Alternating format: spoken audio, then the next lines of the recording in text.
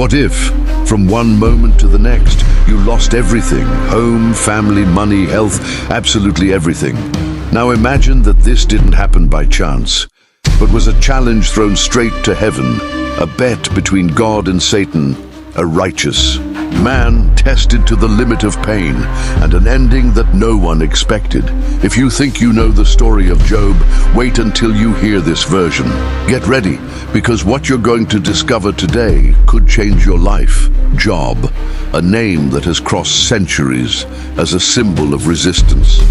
But few know the darkest and most surprising details of this story. He was a man of unshakable faith, owner of gigantic wealth and a perfect family. But an unexpected cosmic event would put his faith to the test like never before. High above, in the celestial plane, a conversation takes place. A conversation that would change Job's life forever. And it all starts with an unexpected visitor. Job was a man of integrity, faithful to God, and extremely prosperous. He owned large herds of cattle, lands, and servants. His family was large, and they all lived in harmony. To human eyes, he had everything anyone could want. But behind the scenes, in the invisible world, a conversation changed the course of his story forever. The heavenly gamble, the test no one wanted to face. On an ordinary day in heaven, the sons of God appeared before him. Among them was Satan. "Where have you come from?" the Lord asked. "From going to and fro in the earth and walking up and down in it," Satan replied. Then God mentioned Job. "Have you seen my servant Job? There is no one like him on earth, a blameless man and one who fears God." But Satan did not take this claim lightly. He insinuated that Job only served God because he was prosperous. "Take away everything he has, and he will curse you to your face." And so, the greatest ordeal of Job's life began. The first blow. Ruin in a single day. Job was calm, with no idea of what was about to happen. But suddenly, messengers began to arrive. First news: the Sabaeans have attacked and stolen all your livestock. They have killed your servants with the sword. I alone have escaped to tell you. Second news: fire fell from heaven and burned your sheep and shepherds. They are all dead. I alone have survived. Third news: the Chaldeans formed 3 bands and plundered your camels. Your servants are dead. I alone have escaped. The final news: your children were gathered together in the house celebrating, but a strong wind came from the desert and blew the house down on them. They were all dead. Can you imagine the impact? Job's life fell apart in just a few hours. What had taken a lifetime to build was destroyed in the blink of an eye. Job tore his clothes and fell to the ground in tears, but his answer was astonishing. "The Lord gave, and the Lord has taken away. Blessed be the name of the Lord." But Satan was not finished yet. The second blow: pain, humiliation, and loneliness. In heaven, Satan returned to the presence of God. "Job still fears you because he is in good health. Touch his body and you will see." God allowed it on one condition: his life would be spared. Then Job was struck down by a terrible disease. Festering sores covered his body from head to toe. His skin itched and peeled off in open sores. The fever consumed him. His breath became foul. His eyes were sunken. His body began to rot. The physical pain was unbearable, but the worst was yet to come. His wife, the only person he had left, could no longer bear to see him suffer and said, "Do you still hold fast your integrity? Curse God and die." If the physical pain was already excruciating, the emotional pain of hearing this from the one he loved was even worse. But Job, even though he didn't understand, responded, "You speak like a fool. Shall we receive good at the hand of God, and shall we not receive evil?" He didn't know it, but his ordeal was far from over. The friends who became accusers. Eliphaz, Bildad, and Zophar came to visit him. When they saw him from afar, they were so shocked that they wept and tore their clothes. They sat with him in silence for 7 days. But when they began to talk, their comfort turned to accusation. Eliphaz argued, "Job, the righteous, do not suffer without reason. If you are like this, you must have done something." Bildad agreed, "God is just. Your children could have died for your own sins." Zophar was even harsher. "Job, you are being hypocritical. If you confess your sin, God may have mercy." In a moment of vulnerability, Job expected compassion, but he found judgment. He, who had once been a respected man, was now seen as a condemned sinner. But he would not accept those words without an answer. "Oh, that my words were written in a book. I know that my Redeemer lives, and at last he will stand upon the earth." Amid the darkness of pain, Job still found hope. But the questioning continued. Why did God allow this? The silence was suffocating.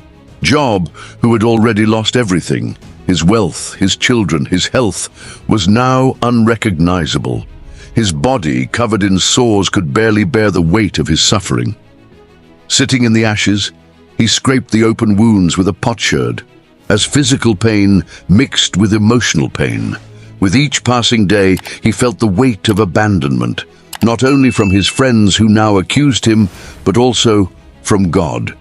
Where was the Creator who had once blessed him so much? Job's questioning was not just a cry of despair, it was a challenge to the logic of the world around him.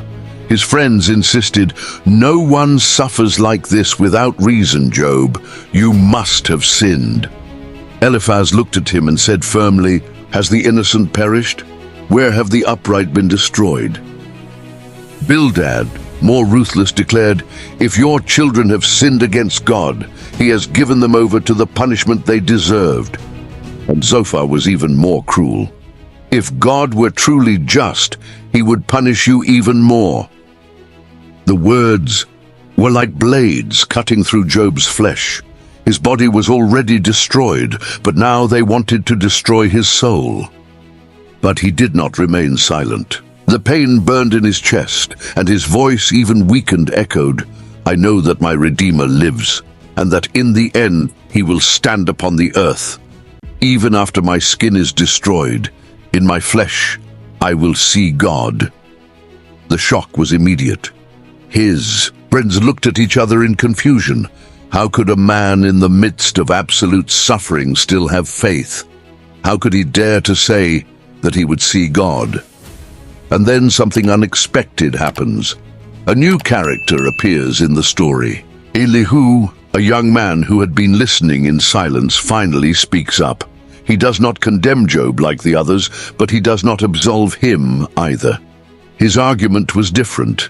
"Job, you are wrong to think that God owes you an explanation. He is sovereign, and perhaps your suffering is a means to something greater." Job, exhausted, does not respond. But before anyone can continue the discussion, the skies darken, the wind begins to blow, stirring up the dust from the ground. Ash dances in the air, and thunder echoes on the horizon. What is happening? Job's friends step back. Something is about to happen, something none of them expected. A whirlwind forms before them. The wind intensifies.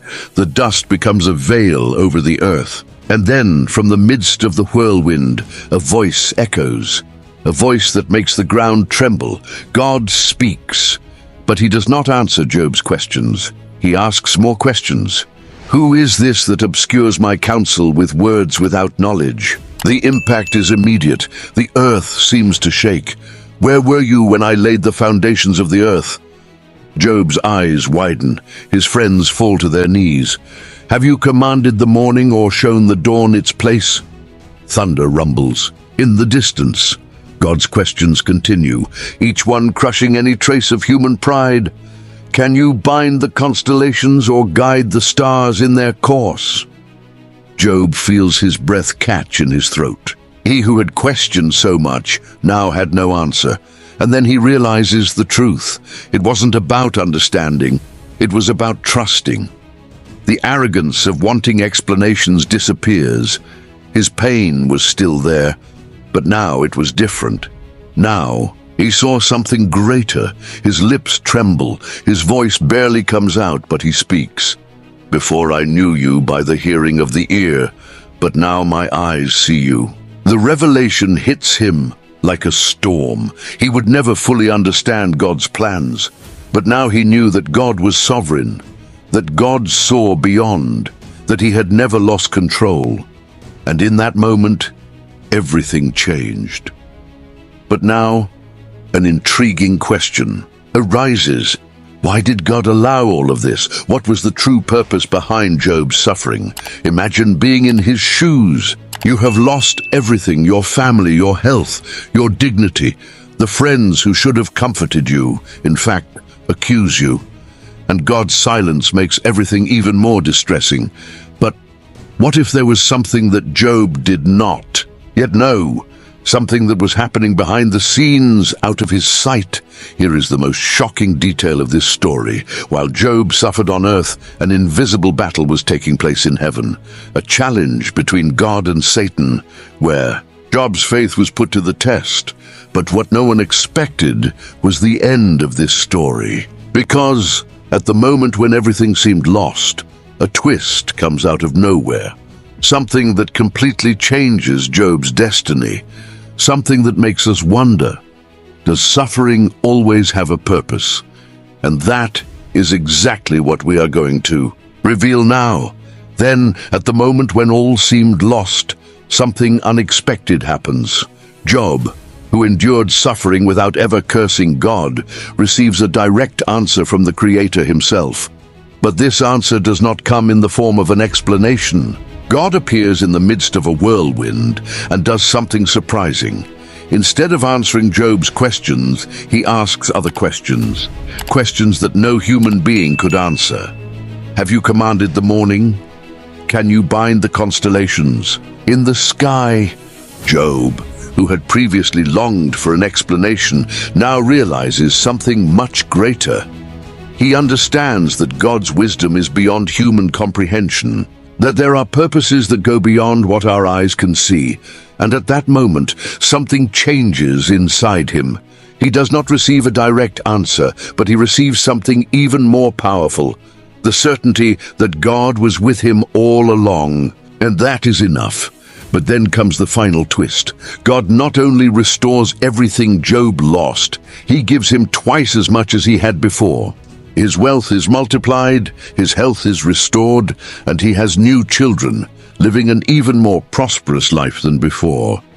But the great lesson is not in the restoration, but in what Job learned. True faith does not depend on circumstances. She is unshakable, even when we don't understand why things are the way they are. And now I ask you, how many times have we been through situations that seem to have no explanation? Could it be that, like Job, we are only looking at the pain, without realizing that there is something much bigger going on? The story of Job teaches us something powerful. Pain can be a teacher, and God's silence never means absence. Oftentimes, when we face difficulties, we look for immediate answers. We want to understand why bad things happen. But what if the answer isn't in why, but in what for? Job never knew what was going on behind the scenes. He did not know that his faithfulness was being tested before heaven and hell. Just like us, we have no idea what is at stake in the spiritual world when we face challenges. But at the end of it all, he understood something essential. God was with him the whole time. The question was not whether Job would get back everything he lost. It wasn't about riches, health, or family. It was about something bigger. Would his faith stand the ultimate test? And now I ask you, if everything were taken away from you today, would your faith remain firm? This is the most difficult point of this story, because it's easy to trust God when everything is going well. But when the storm comes and the sky seems silent, do we still believe? Job didn't have all the answers, but he had the presence of God, and that was enough. Now think about it. How many times in your life have you questioned God? How many times have you asked for explanations? What if, in the end, the answer he wants to give you is not an explanation, but rather a real encounter with him. Job's journey reminds us that true faith is not dependent on circumstances. She's not shaken by pain, loss, or silence. She just trusts. And perhaps this is the great lesson that Job left for us. Trust, even when you don't understand, because God never abandoned you. And now I want to invite you to continue this reflection with me.